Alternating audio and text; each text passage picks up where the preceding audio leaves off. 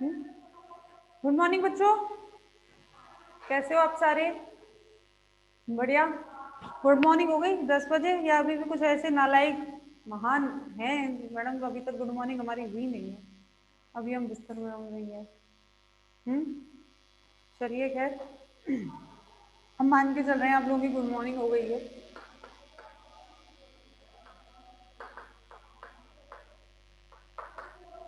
Polysiphonia, red algae, यही चल रहा है हमारा।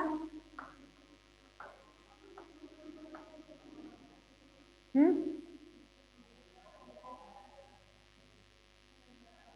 पॉलीसाइफोनिया, रेड एल्गी, यही हम लोगों का चल रहा है।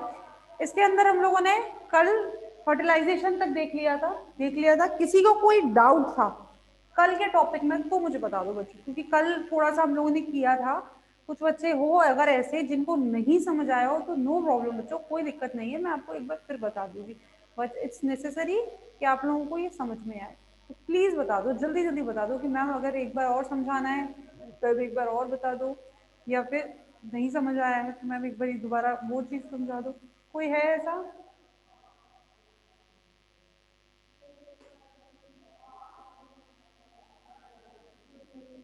ऐसा एक मैसेज आ गया है। और भी ऐसा कोई है? एक ही बच्चा है? एक ही है? कोई बात नहीं, मैं नाम नहीं बोलूंगी कैमरे के आगे, आप लोग सोचे मैडम बेइज्जती कर दोगे, हम किसने कहा है, उसको मैं बता नहीं रही। कोई बात नहीं, हम एक के लिए भी बता दें, बताएंगे, ठीक है। रिप्रोडक्टिव ऑर्गन की हम लोगों ने कल बात करी थी। Life cycle I am sure आपको समझ में आ गई होगी, और अगर नहीं आई है लाइफ साइकिल समझ में तो नो प्रॉब्लम है। क्यों? क्योंकि पॉलीसैपोनिया खत्म होने के बाद हम आपका एक चैप्टर लेने वाले हैं, types of life cycle in algae. ठीक है, एल्गी के अंदर जितनी भी लाइफ साइकिल्स पाई जाती है, हेप्लॉन्टिक, डिप्लॉन्टिक, हेप्लोडिप्लोबायोन्टिक, हेप्लो डिप्लो डिप्लोबायोन्टिक, कई सारी ऐसी लाइफ साइकिल्स हैं। ठीक है, तो वो हम सारी आपकी बात करेंगे, तो इसलिए आपको प्रॉब्लम, आपको टेंशन लेने की जरूरत नहीं है। अभी हम बात करते हैं इसके रिप्रोडक्शन की। तो रिप्रोडक्शन में सेक्सुअल रिप्रोडक्शन हम लोगों का चल रहा है। ठीक है, सेक्सुअल रिप्रोडक्शन दो टाइप का, यानी कि एक तो पाया जाता है मेल गैमेटोफाइट,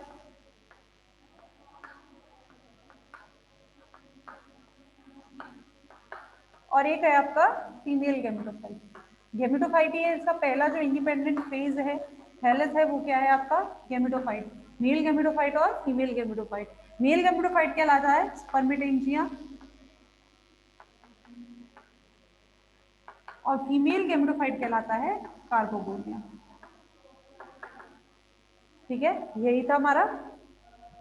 चलिए, स्पर्मेटोजिया के पहले मैंने बता दिया था आपको, दो टाइप की इसमें ब्रांचेस होती हैं। एक तो होती है branches of limited growth,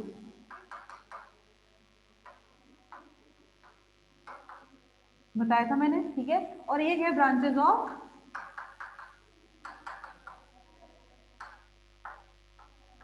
unlimited growth.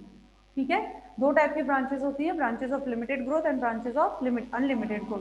Branches of limited growth और अनलिमिटेड ग्रोथ में क्या होता है? जो लिमिटेड ग्रोथ की ब्रांचेस होती हैं इनको हम बोलते हैं ट्राइकोब्लास्ट। और ये जो ट्राइकोब्लास्ट है, ये branches of limited growth, in branches का क्या रहता है? इनको रहता है, इनमें होते हैं reproductive structures. Branches of limited growth, जो जिसको हम ट्राइकोब्लास्ट भी कहते हैं, इसमें क्या रहते हैं बच्चों? रिप्रोडक्टिव स्ट्रक्चर्स लगते हैं, जबकि ब्रांचेस ऑफ अनलिमिटेड ग्रोथ में रिप्रोडक्टिव स्ट्रक्चर्स नहीं लगते या कुछ भी नहीं होता। तो ब्रांचेस ऑफ लिमिटेड ग्रोथ जो ट्राइकोब्लास्ट होती है, ये तो मोनोसाइफनस भी हो सकती है, सॉरी, ये केवल कैसी होती है बच्चों? मोनोसाइफनस होती है। मोनोसाइफनस का मतलब है कि इनके अंदर केवल सेंट्रल साइफन पाया जाता है, केवल क्या पाया जाता है इनमें? सेंट्रल साइफन पाया जाता है। जबकि जो अनलिमिटेड ग्रोथ की ब्रांचेस होती है, जिनमें अनलिमिटेड ग्रोथ होती है, उन वो मोनोसाइफनस भी हो सकती हैं और पॉलीसाइफनस भी हो सकती हैं। ठीक है, ब्रांचेस ऑफ लिमिटेड ग्रोथ जिन्हें हम ट्राइकोब्लास्ट भी कहते हैं, जिनमें रिप्रोडक्टिव स्ट्रक्चर्स भी लगते हैं, वो केवल और केवल कैसी होती है? मोनोसाइफनस होती है, यानी कि उनमें केवल एक साइफन होता है, सेंट्रल साइफन। जबकि ब्रांचेस ऑफ अनलिमिटेड ग्रोथ जो होती हैं, ये कैसी होती है? ये मोनोसाइफनस भी हो सकती है और ये पॉलीसाइफनस भी हो सकती है। ठीक है, अच्छा, अब हमने बात करी सबसे पहले मेल गैमेटोफाइट की। तो मेल गैमेटोफाइट की स्पर्मेटेंजिया की अगर हमने बात करी, तो कल हमने इसका स्ट्रक्चर बनाया, रिप्रोडक्टिव स्ट्रक्चर, रफ स्ट्रक्चर बना रही हूँ मैं आपके लिए यहाँ पर।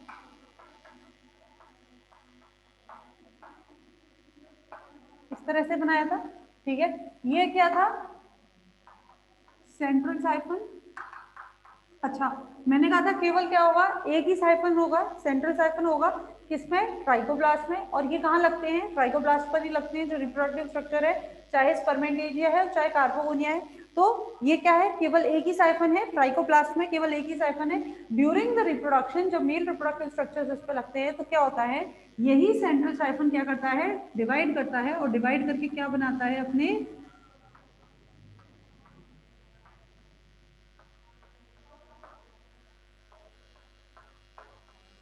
बनाता है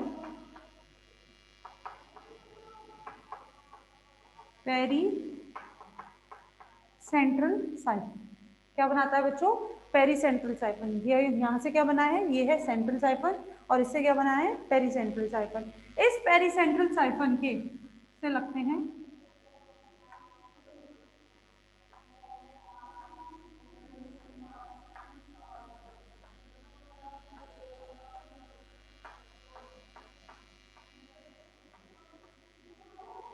ये क्या लगे हैं,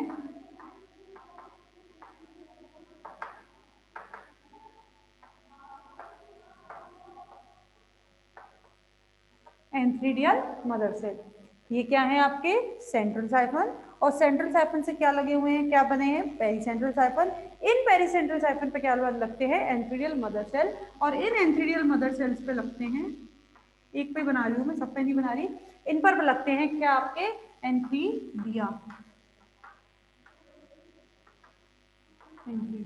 और यही एंथ्रीडिया ड्यूरिंग द रिप्रोडक्शन क्या हो जाते हैं बेटा, मेटामॉर्फोसिस। इन्हीं में क्या हो जाता है, मेटामॉर्फोसिस, और ये किस में बदल जाते हैं, एंथ्रोजोइड।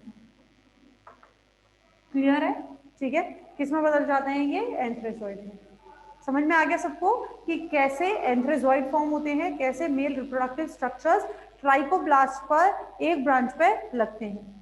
क्लियर, चलो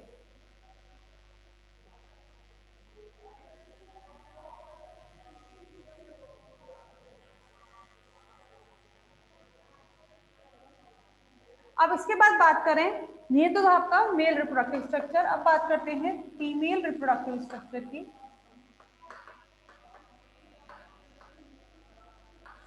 female reproductive structure, female reproductive structure कैसे बनता है,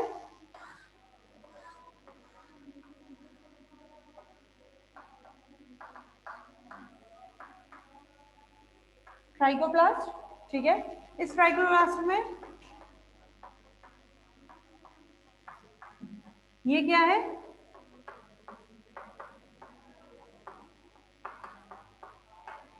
सेंट्रल साइफन, केवल एक ही साइफन होता है। तो ये जो ट्राइकोप्लास्ट है, अब इसी पे क्या लगेगा, फीमेल रिप्रोडक्टिव स्ट्रक्चर लगेगा। ये जो फीमेल रिप्रोडक्टिव स्ट्रक्चर लगता है, ये लगता है जो एपिकल सेल होती है, इससे कुछ सेल नीचे, जैसे कि मानो या तो जैसे इसमें या फिर ऐसे इसमें, मतलब एपिकल सेल से कुछ सेल नीचे, लेकिन बिल्कुल बेसल सेल पर नहीं।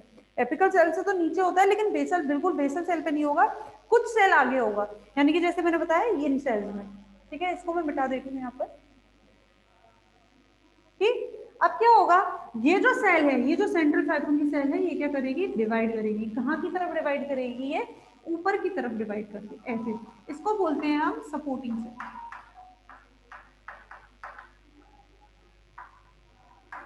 ठीक है, इसको क्या बोलते हैं बच्चों, हम सपोर्टिंग सेल बोलते हैं। अब इधर देखिएगा, सपोर्ट, ये क्या है आपकी,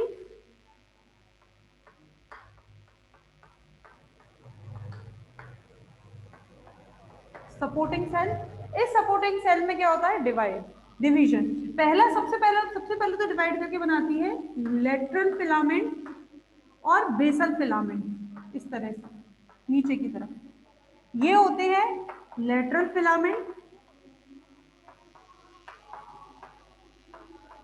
और ये होते हैं बेसल फिलामेंट।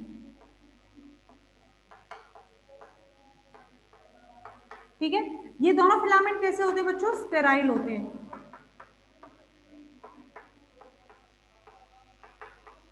ठीक है, दोनों फिलामेंट कैसे होते हैं बच्चों, स्टेराइल होते हैं। स्टेराइल होने का मतलब ये इनका वैसे रिप्रोडक्शन में कोई काम नहीं है, आगे काम आएगा। आगे क्या काम आएगा, जब हम पोस्ट फर्टिलाइजेशन चेंजेस पढ़ेंगे तब इनका काम आएगा। तो इनका भी काम नहीं है, केवल फिलामेंट्स है। इसके साथ साथ जो ये सपोर्टिंग सेल होती है बच्चों, ये ऊपर की तरफ बनाती है फिलामेंट। मतलब इतने सारे चलो मैं ये बनाती हूँ।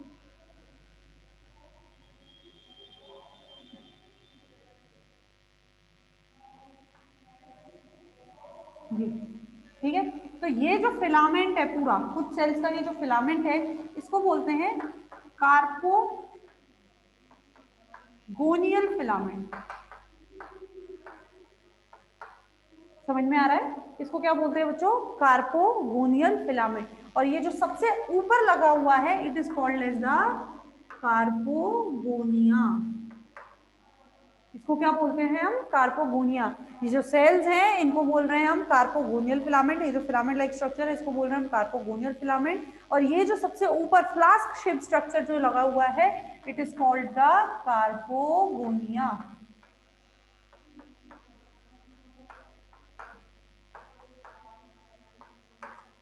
ठीक है, ये जो फ्लास्क शेप स्ट्रक्चर लगा हुआ है, it is called as the carpogonia. इस कार्पोगोनिया का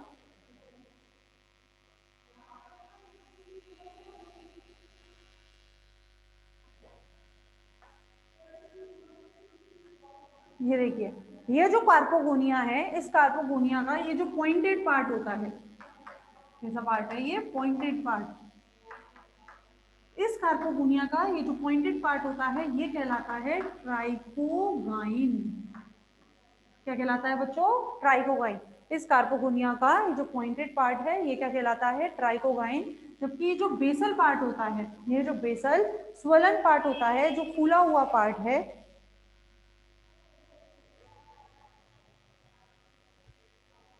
ठीक है, ये जो बेसल स्वलन पार्ट होता है, इसमें होता है क्या, एग। इसमें क्या होता है, एग। क्लियर है। तो सपोर्टिंग सेल से तीन टाइप के फिलामेंट बनते हैं। एक होता है बेसल फिलामेंट, एक होता है लेटरल फिलामेंट। और बेसल और लेटरल फिलामेंट दोनों कैसे होते हैं बच्चों, स्टेराइल होते हैं। इनका कोई काम रिप्रोडक्शन में नहीं होता है। और ऊपर की तरफ एक फिलामेंट, कुछ सेल्स का फिलामेंट बनता है, और ये कम से कम 3 to 4 सेल्स की होती हैं। ठीक है, ये जो फिलामेंट है, ये कैसा फिलामेंट है, कार्पोगोनियल फिलामेंट। ये फिलामेंट कैसा, क्या कहलाता है बच्चों, कार्पोगोनियल फिलामेंट। और ये जो कार्पोगोनियल फिलामेंट है, इसकी सबसे जो टॉप की सेल्स होती है, सबसे अपर सेल होती है, वो कैसी होती है, फ्लास्क शेप्ड होती है। कैसी स्ट्रक्चर है इसलिए होती है, इसकी फ्लास्क शेप स्ट्रक्चर होती है। और फ्लास्क शेप स्ट्रक्चर होने की वजह से इसका जो सबसे ऊपर का जो पार्ट होता है, ये जो सबसे ऊपर का पार्ट है, it is called as the trichogyne. और नीचे का जो बेसल स्वलन पार्ट होता है, इसमें होता है इसका एग। तो ये तो बात हो गई किसकी, रिप्रोडक्टिव स्ट्रक्चर की। अब हम बात करते हैं फर्टिलाइजेशन की।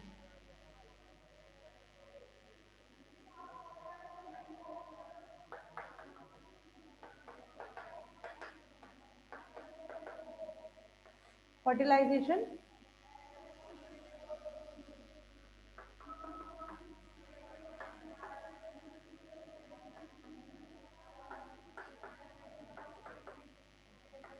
ये क्या है, फ्लास्क शेप स्ट्रक्चर। ऊपर की तरफ क्या है, ये ट्राइकोगाइन।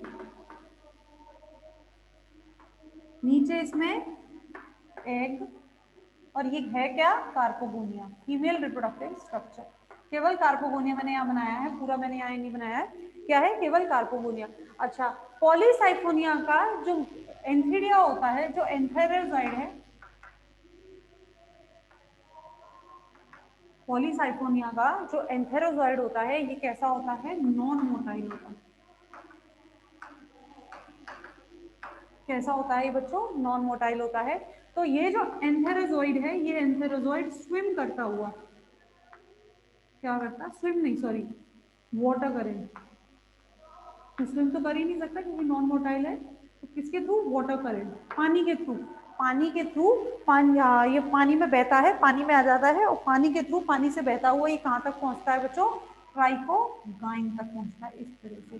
तो वो जो सरफेस, वो एरिया, कॉमन वॉल किसके बीच में, ट्राइकोगाइन के बीच में, और एंथेरोजॉइड और ट्राइकोगाइन, इन दोनों के बीच में ये जो कॉमन वॉल आप देख रहे हैं, क्या है, कॉमन वॉल एंथेरोजॉइड और ट्राइकोकाइन के बीच की जो कॉमन वॉल है, तो एंथेरोजॉइड में मौजूद जो जितना भी पार्ट होता है, जो न्यूक्लियस है, ये कहाँ आ जाता है, अंदर आ जाता है। क्यों? क्योंकि इनके बीच की जो वॉल है वो कैसी हो जाती, क्या हो जाती है बच्चों, डिसॉल्व हो जाती है।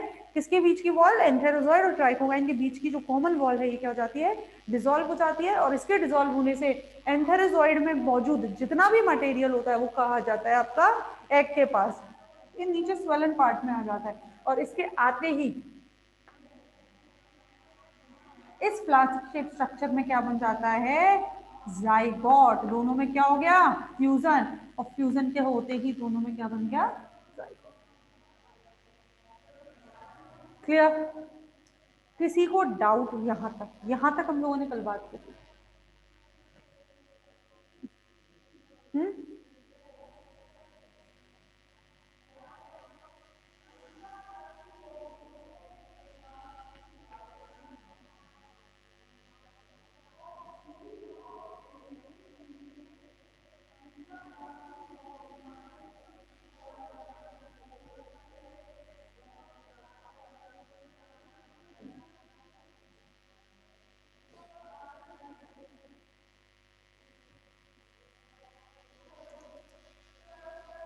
देखिएगा सर, ये बात हम लोगों ने कर ली। अब हम बात करेंगे किसकी,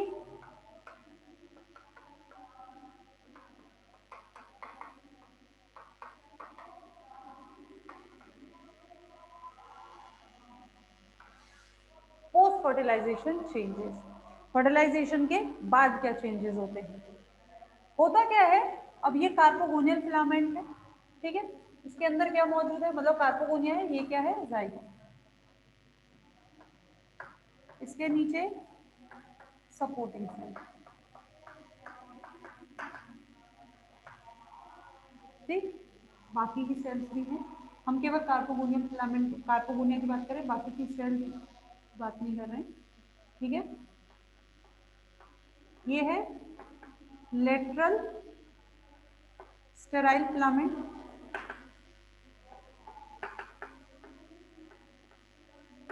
और ये है बेसल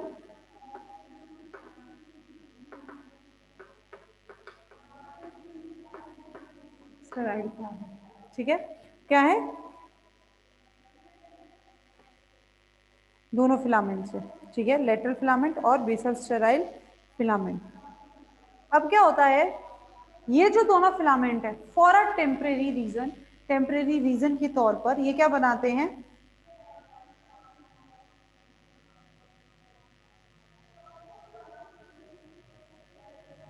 ये बनाते हैं एक covering like structure, temporary covering like structure. वैसे ये स्ट्रक्चर हम देखते हैं, अभी नहीं बना रहे, चलो हम बाद में बनाएंगे इसको, अभी नहीं बना रहे, केवल ये फिलामेंट लाइक स्ट्रक्चर है अभी तक, ठीक है। अब क्या होता है, जो सपोर्टिंग सेल है बच्चों, ये जो सपोर्टिंग सेल है,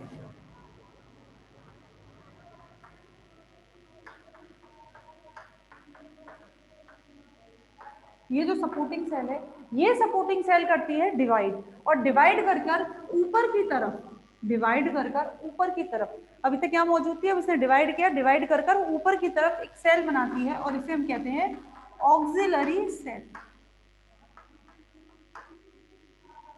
सपोर्टिंग सेल जो किसके नीचे मौजूद थी, कार्पोगोनिया के नीचे मौजूद थी, ये सपोर्टिंग सेल करती है डिवाइड, और इस सपोर्टिंग सेल की डिवाइड करने की वजह से ऊपर की तरफ एक सेल बनती है, कौन सी, ऑक्सिलरी सेल। ऑक्सिलरी सेल और कार्पोगोनियल, कार्पोगोनिया, ऑक्सिलरी सेल और कार्पोगोनिया, इनके बीच में बनता है एक ट्यूब्यूलर कनेक्शन। क्या है ये,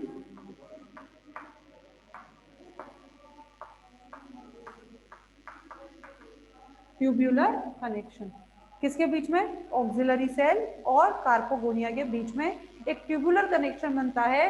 और इस ट्यूबुलर कनेक्शन की वजह से यहाँ पर मौजूद जो जाइगोट है, यहाँ पर मौजूद जो जाइगोट है वो कहाँ आ जाता है बच्चों, इस ऑक्सिलरी सेल में। आ रही है बात समझ में, यानी कि ऊपर का, इधर देखिएगा, ऊपर का जो कार्पोगोनिया है वो क्या हो गया, खाली हो गया, ये ट्यूबुलर कनेक्शन नीचे ऑक्सिलरी सेल, उसके नीचे सपोर्टिंग सेल, यहां पर आ गया जाइगोट।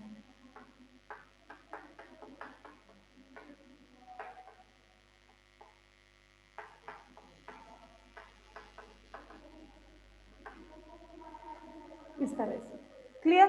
अब क्योंकि जो जाइगोट है वो कहाँ आ गया, ऑक्सिलरी सेल में आ गया। ऑक्सिलरी सेल में आने के बाद ये जो ऊपर की तरफ कार्पोगोनिया है, इस कार्पोगोनिया का धीरे धीरे शुरू होता है डीजेनरेशन। तो साफ करवा दो एक बार। कार्पोगोनिया क्या हो जाता है, धीरे धीरे डीजेनरेट। ये देखिए कार्पोगोनिया डीजेनरेट हो गया धीरे, किसमें मौजूद है, ऑक्सिलरी सेल में मौजूद है, और कार्पोगोनिया क्या हो गया है, डीजेनरेट हो गया है। अब क्या होगा, ये जो कार्पोगोनिया है, इस कार्पोगोनिया में क्या, ये सॉरी, ये जो ऑक्सिलरी सेल में मौजूद जाइगोट है, इसमें हो जाता है माइटोटिक डिवीजन। इसमें क्या होगा, माइटोटिक डिवीजन, और माइटोटिक डिवीजन होने की वजह से, माइटोटिक डिवीजन होने की वजह से, अभी तक क्या था, एक ही था, तो अब इसमें क्या बन जाएंगे, कई सारे। ये देखो इस तरह से बन गए ऑक्सिलरी सेल में, और ये क्या बन गया आपका, ये तो है ये सपोर्टिंग सेल। अब इसमें क्या बन गया आपका, ये एक न्यूक्लियस, माइटोटिकली डिवाइड डिवीजन की वजह से कई सारे न्यूक्लियस बने, और ये सारे न्यूक्लियस कैसे हैं, डिप्लॉइड है कि नहीं बच्चों, डिप्लॉइड है। अब क्या होगा,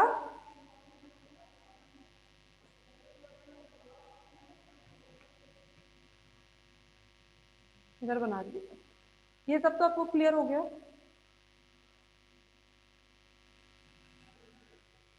देखिएगा इधर,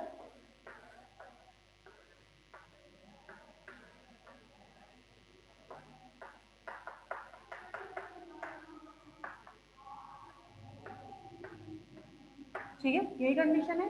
अब इसके बाद क्या होगा, ये जो ऑक्सिलरी सेल है, इस ऑक्सिलरी सेल में ऊपर की तरफ बनेगा फिलामेंट लाइक स्ट्रक्चर। ये देखिए इस तरह से, और ये जो फिलामेंट लाइक स्ट्रक्चर है, इसको बोलते हैं गोनिमोब्लास्ट फिलामेंट।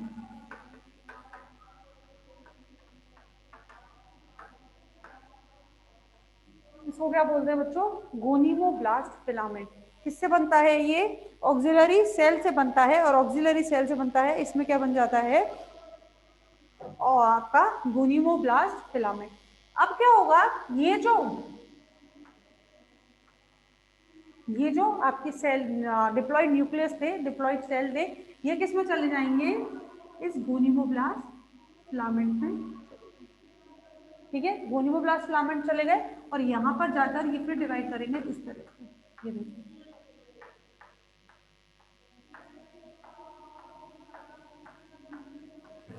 ये ठीक है।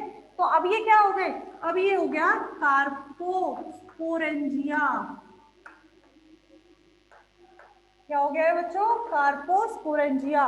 और ये जो इसके अंदर मौजूद है, दीज आर द कार्पोस्पोर।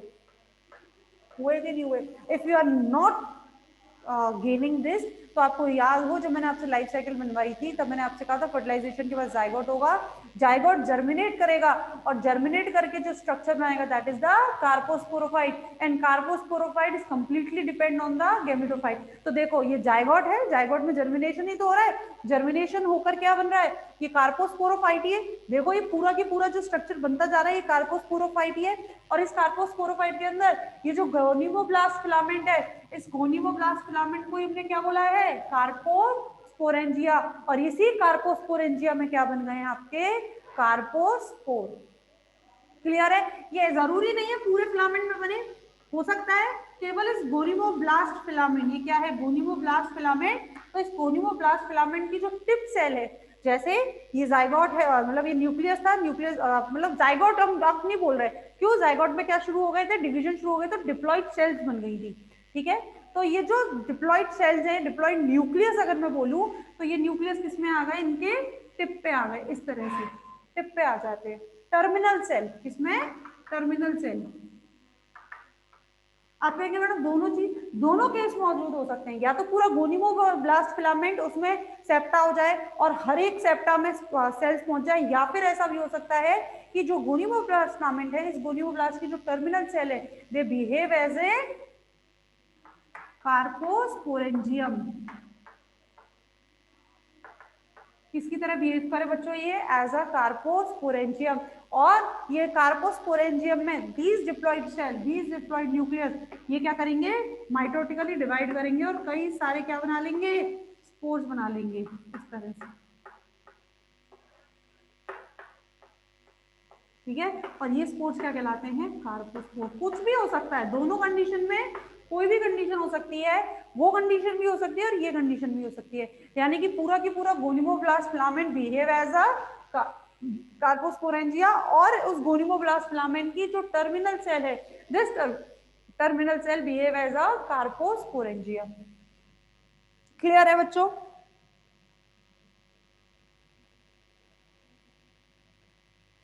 ठीक है, अब देखो इधर, अब क्या बचा है आपके पास, ये तो बन गया हमारा, ये सारी चीज तो बन गई है, हमारे पास क्या बचे हैं, ऑक्सिलरी सेल, बेसा आपकी सपोर्टिंग सेल, ये सब बचे हैं कि नहीं बचे, ये जो है आपकी ऑक्सिलरी सेल, ऑक्सिलरी सेल के नीचे आपकी सपोर्टिंग सेल। तो देखना इधर, auxiliary cell plus supporting cell plus basal filament plus lateral filament, कौन कौन से आपके, auxiliary cell, supporting cell, basal filament, lateral filament, ये जितने भी सारे फिलामेंट्स हैं, ये सारी सेल, ये सब मिलकर साथ में बनाती हैं एक न्यूट्रिटिव टिश्यू, जो क्या करेगी, ये जो आपकी गोनिमोब्लास्ट फिलामेंट है या जो कार्पोस्पोर है, इसको क्या प्रोवाइड करेगी बच्चों, खाना प्रोवाइड करेगी, न्यूट्रिशन प्रोवाइड करेगी, और इस न्यूट्रिटिव टिश्यू को क्या बोलते हैं हम, प्लेसेंटल सेल। इस न्यूट्रिटिव टिश्यू को क्या बोल रहे हैं बच्चों हम, प्लेसेंटल सेल। क्लियर? कोई डाउट यहां तक किसी को? अब क्या होता है, अब इधर देखिएगा,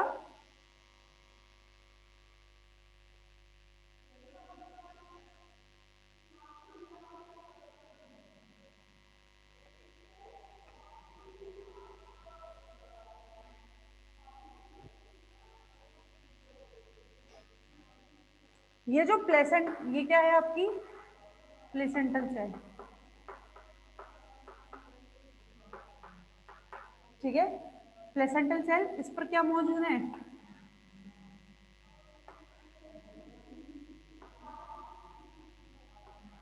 गोनिमोब्लास्ट फिलामेंट, इस गोनिमोब्लास्ट फिलामेंट में क्या मौजूद है,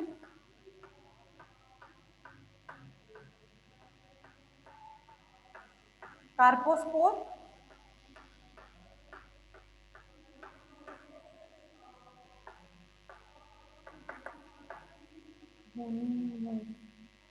गोनिमोब्लास्ट, गोनिमोब्लास्ट फिलामेंट, इसमें मौजूद है ये कार्पोस्पोर। ठीक है, अब ये क्या करेगा, ये देखो, ये क्या है, दरअसल क्या होता है कि जो वेजिटेटिव फिलामेंट्स होते हैं, या वेजिटेटिव फिलामेंट, ये जो वेजिटेटिव फिलामेंट है, ये ग्रो करते हैं, और ग्रो करके इस कार्पोस्पोर या कार्पोस्पोरोफाइट के या इन गोनिमोब्लास्ट फिलामेंट के चारों तरफ एक क्या बना लेते हैं, एक कवर बना लेते हैं, और इस कवर को क्या कहा जाता है, इस कवर को कहा जाता है सिस्टोकार्प। कैसा होता है, अर्न शेप्ड, अर्न शेप्ड मतलब लट्टू जैसा, ठीक है, कैसा होता है ये, लट्टू जैसा। तो ये क्या होता है, सिस्टोकार्प होता है, ऊपर एक कवर जैसा बना लेते हैं, अर्न शेप स्ट्रक्चर होती है, जो किसके, इसके चारों तरफ ये फॉर्म कर लेते हैं। ठीक है, और कार्पोस्पोर बाहर कैसे आते हैं, कार्पोस्पोर बाहर आते हैं कि यहाँ से ये टूट जाता है, डिजेनरेट हो जाता है, एक पोर बनता है यहाँ से, ये मैंने बहुत बड़ा बनाया है, इतना बड़ा होता नहीं है, मतलब इसके बिल्कुल बिल्कुल चिपका हुआ और इस तरह से होता है, और यहीं से ये कार्पोस्पोर क्या आ जाते हैं, बाहर निकल जाते हैं इस तरह से। गोनिमोब्लास्ट फिलामेंट के चारों तरफ एक वेजिटेटिव फिलामेंट्स क्या बना लेते हैं, एक ग्रो करके एक कवर बना लेते हैं, जो क्या कहलाता है, सिस्टोकार्प। और ये सिस्टोकार्प कैसा होता है, अर्न शेप, उल्टे लट्टू जैसा, लट्टू जैसा एक स्ट्रक्चर होता है, अर्न शेप स्ट्रक्चर होता है, जिसमें से जब ये कार्पोस्पोरोफाइट यानी कि सिस्टोकार्प जब ड्यूरिंग द जर्मिनेशन, क्योंकि कार्पोस्पोर से क्या बनेंगे, if you remember then tetrasporophyte बनता है कि नहीं बनता है, तो ये कार्पोस्पोर कैसे बाहर आते हैं, ये कार्पो स्पोरेंजिया में क्या होता है, एक छेद होता है, मतलब ये डिसॉल्व हो जाती है, सेम सिस्टोकार्प भी डिजेनरेट हो जाती है, और from here they are releasing, ये यहाँ से क्या हो जाते हैं बच्चों, रिलीज हो जाते हैं, और रिलीज होने के बाद यही कार्पोस्पोर जर्मिनेट करते हैं, और जर्मिनेट करके क्या बनाते हैं, टेट्रास्पोरोफाइट। क्लियर है, क्या बना लेंगे ये, टेट्रास्पोरोफाइट। ठीक, चलिए एक बार पहले रिज्वाइन कर लीजिए बच्चों क्लास।